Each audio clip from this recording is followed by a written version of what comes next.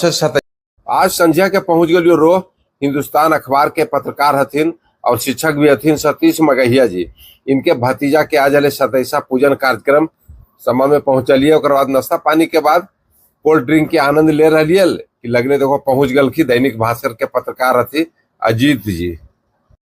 27वां पूजन में बुतरुआ के आशीर्वाद देवेले हित कुटुम्ब टोला पड़ोस रिश्ता नाता सब आ रखी है। तो भीड़ भाड़ पूरा है। इन्हें देखो बुतरुआ के आशीर्वाद देवे किसी ठेलम ठेली हो रही है।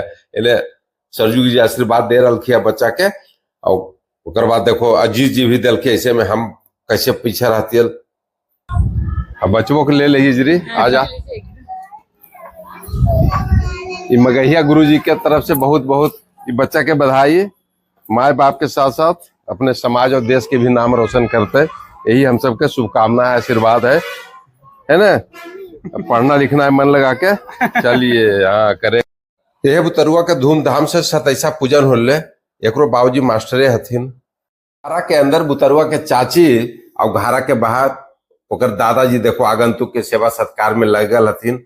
और हम ओकर बाद आशीर्वाद बुतरू के दे के जैसी आगे बढ़लिए हमारे को प्रशंसक मिल गए थिन। आप यूट्यूब पर भी हम चाहे कर ले। चलिए बहुत धन्यवाद। भोजन पंडाल के अंदर रणविजय जी के अलावा घर परिवार के लोग खाना वाना के निरीक्षण कर रहे थे क्या की व्यवस्था है।